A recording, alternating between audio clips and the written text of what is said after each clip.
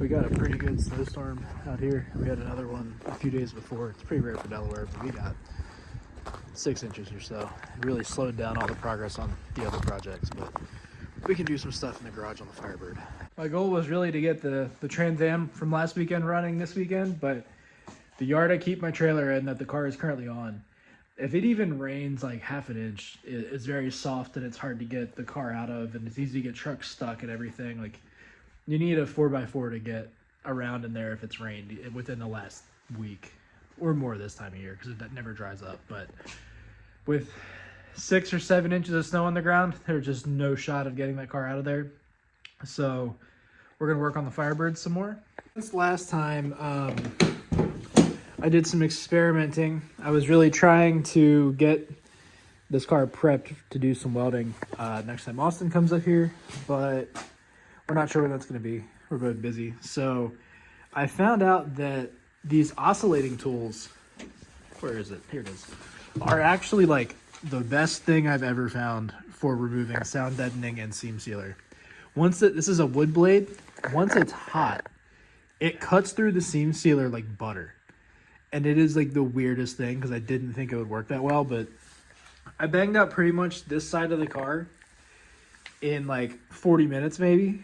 Like, obviously I still have to do that back wall, and I need to vacuum this out, but pretty much all the seam sealer and all the jute matting or sound deadening stuff is gone. There's just a lot of debris. It does make a big mess, but you do that, and then you come back with the wire cup with this guy and some mineral spirits, and you've got nice clean metal. We did find a little bit of rust in there, but nothing major. No rot, really. That hole I made with the tool, that's the other downside of it. You can actually cut through the metal even with the wood blade. So I'll start doing this back wall with the oscillating tool just so you can see like how well it works. I'm not sure how good of a video this will be, since this thing literally does just vibrate. It's going to vibrate the whole car, but we'll see.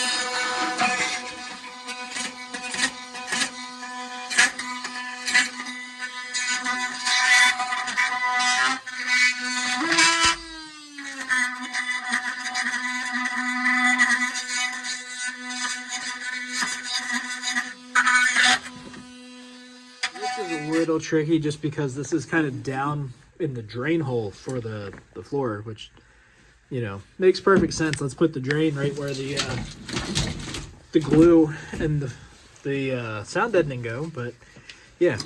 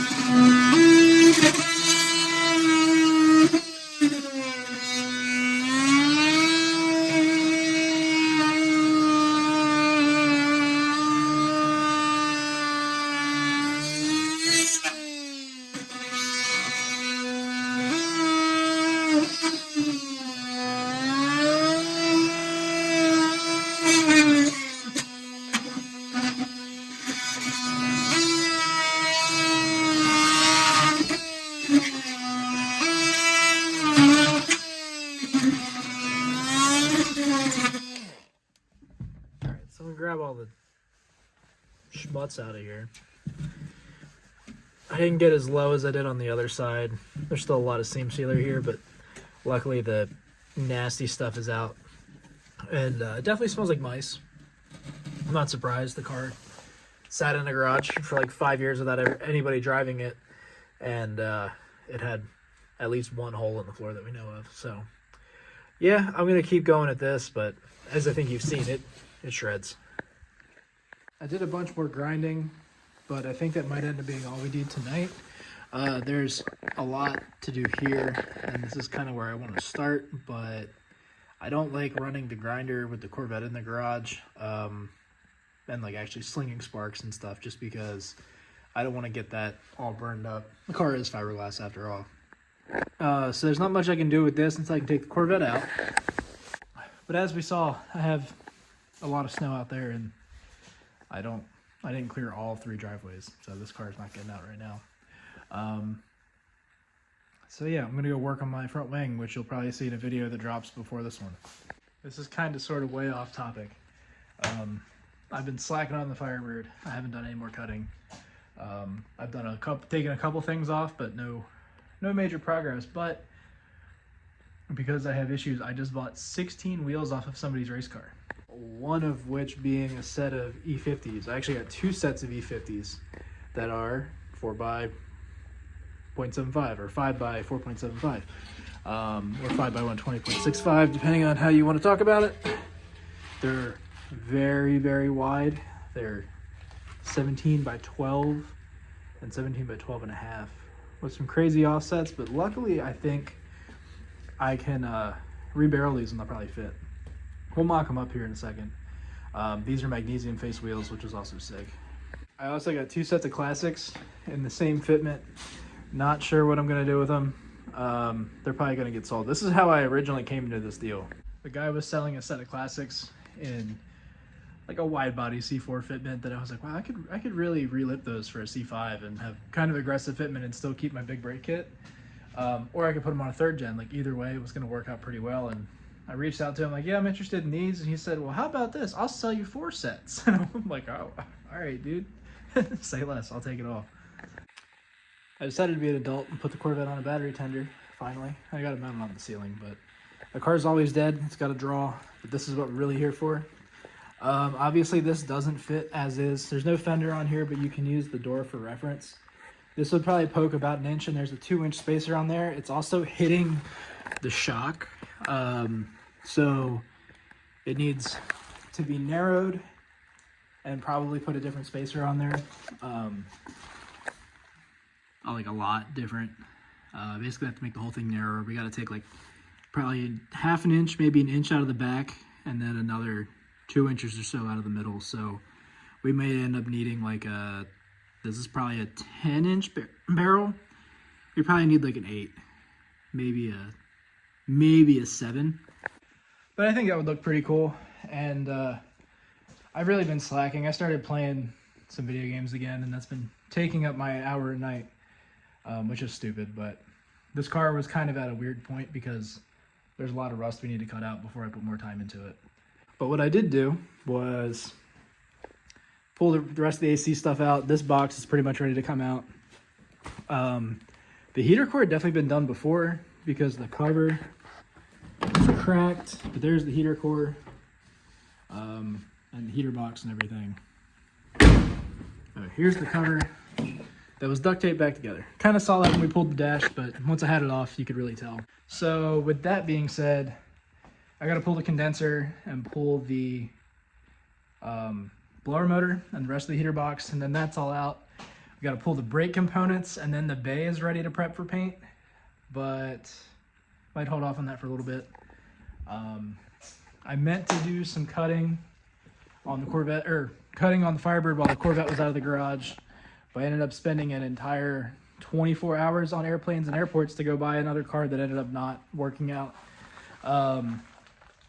So I started making a video for that, but it's not going to get posted because obviously it didn't work out. So that was a very frustrating experience, to say the least. Flew all the way to Arizona and back for nothing. So if you can't tell, that shit gets absolutely everywhere, but I got a lot cleaned up there. I don't really know what's going on there. I guess it rusted and I cleaned it off and now it's all pitted. I can't reach the grinder in that corner back there, so I gotta figure something out for that. Maybe I can get like a 6-inch wire wheel or something. I don't know. All I have is these cups and those discs that are on there now, so I don't know. I'll have to look into that one. Really taking advantage of President's Day to be productive, and I'm working on 5 videos at once, I think, maybe 6. Yeah, there's rust all in the air. I don't know if you can see it, but I just spent the last hour or so just kind of going to town, grinding this rust out, and I tried to get a better idea of this area, what we're gonna do. As much of a pain in the ass as it's gonna be, I think I'm gonna have to actually drill all the spot welds out and fix this panel by panel. I need to get away from the rust. That seems like the right thing to do. As much as I would like to just cut out that area and patch it back in with a piece from another car, I don't really think that's viable or a good idea long term. This feels like one of those easy ways, the hard way kind of things. I don't actually think it'll be that horrible. At the end of the day, it is just spot welds, and they're panels stacked on top of each other. So I think this whole section just goes to that inner door jamb that we were just looking at. And once the door's off, it's probably way easier to see. As long as it's not also under the rocker, I think that's not a big deal. It very well may be under there as well, and that's probably when we'll end up patching it in, maybe. If it comes to that, I'm not really sure yet. Once you're like really working on them like this, and you have the paint ground off and the seam sealer ground off, you can see like they're just spot welded on. You know, there's nothing really that crazy going on here, but this is the structural part of the car if you crash. So that's important, but you know, that down there that's rusting is obviously multiple layers that are coming apart. So that really should be patched in, like completely, not just cut out and a piece welded in that's the same shape. That's just not the right thing to do, and it's not gonna work. But if we take these panels off, that gives us a chance to address this kind of stuff that looks like it's gonna be a problem that we can't get to with the panel on there. And as much as I would like to rush this and get to the part that I'm familiar with, meaning like powder coating everything and painting everything and putting the engine in and driving it, it's not the right thing to do. The goal is to do this one last time and never do it again. This for me, I know is going to be a long-term project, but it's meant to be like a forever car. You know, it's not one I'm trying to flip. It's not one I'm in a rush to drive again. It's just, I want it done and I want it done right. But the problem is when you let stuff snowball like that, where you're like, I want to do it right, so I'm not going to do it right now, it becomes something that never gets done. So I'm trying to not do that either. Oh yeah. Oh yeah. Oh yeah.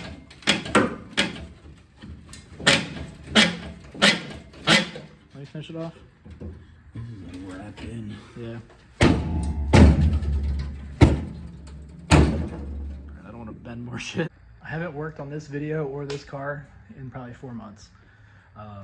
But today we made a lot of progress on the stuff I'd been kind of avoiding. So at least I can finish this video and get the clips off my phone. As you probably know, this car is very rusty. The section on the passenger side was pretty bad. The section on the driver's side is worse, but we're starting with the section on the passenger side because it was easier to get to. Today I went and cut out this section from a donor car. So this should be everything we need for that side. So we have a floor pan section, a rocker section, the firewall section, a little bit extra that extends into the dash, the front frame rail, and everything over there that was all rotted out. There's a little bit of rust on that down near where the fender mounts and everything, where they always kind of rust, but not nearly as bad as this one. So I think we're in a good spot as far as having a workable set of donor sheet metal. What Austin and I did today, after we did that, we made some bracing for the inside of the car. The idea being we're gonna end up cutting and working with ultimately what is the structure of the car and supporting that side of the car. So we made these braces just to kind of hold it in place and make sure we don't run into any issues with the body flexing, because we are cutting a lot of metal out. How structurally sound those braces are, I don't really know, but they are welded in place. It is very sturdy, and as far as I can tell, there's no body flex. We did have the door on, and we could still open and close the door with the bracing in place. So I don't think it was flexing much. The car is up on 4 jack stands, so Yeah, but what we ended up doing after that was this. I didn't film a ton of it because we both were kind of going at it trying to get some stuff done. We cut this section out for a couple of reasons. So obviously that's the first layer of metal, but more importantly, we were kind of trying to get an idea of what we have going on here. If we can't fix this, we can't fix the rest, and the car is effectively scrapped. So this section is obviously still attached and it's pretty mangled. It shows how mangled the floor is underneath. But like I said, we have that section. We have to back here in donor material. So we're in a good spot. We ground all the spot welds out up to this point, and then we just cut across to make a good workable area. After we did that, we realized that these are actually kind of fucked. So that's going to give us a harder time than we expected. We were hoping not to take this panel out because of some of the other stuff that's going on here. So the reason we ended up not taking this entire panel out, but I'm starting to reconsider this, is because this is stitch welded to the body and then seam sealed over.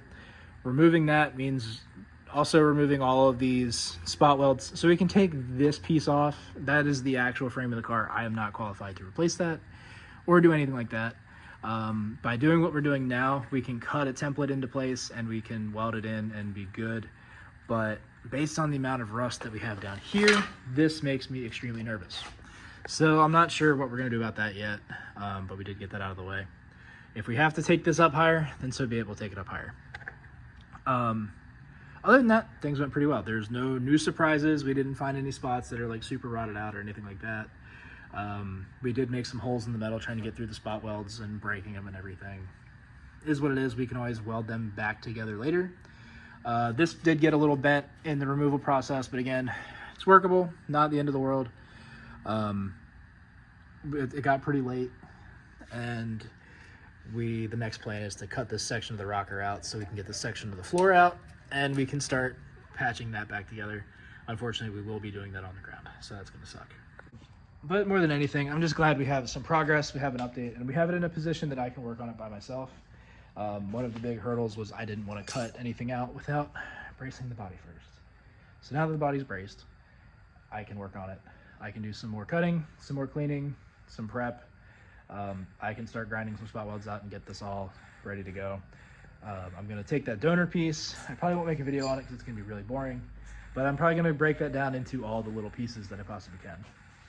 So I'm going to cut the frame rail off. It's not salvageable. We don't need it. So that'll give me a lot more room to work, and I will be able to get that whole outer piece off, luckily. So that's where we're at. I also took the rear bumper off because why not? Every other panel's off the car at this point, except for that door. Here is the panel we removed, if anyone was curious what it looked like. Yeah, not terrible for the first time. We did have one big surprise, which was this big L-shaped bracket that was inside the quarter, or inside this panel. I'm not totally sure how it was attached originally. It looks like it was spot welded from the inside, and maybe we needed to grind the spot welds off and get it out of there. I'm not totally sure. I'm gonna have to figure something out for the donor panel because a piece of that is still here, and they made it really hard to get that apart. But like I said, more than anything, I'm just glad we made some progress. I didn't have any new surprises. So if you are interested in this build, give me some love, leave some comments, subscribe, like all that stuff. The Lotus may be taking up more of my attention, but getting this car done is still a priority for me. It was always going to be a multi-year project. I knew that from the get-go. So nothing new. It's just a little slower than I thought. But thanks for watching. See you guys next time.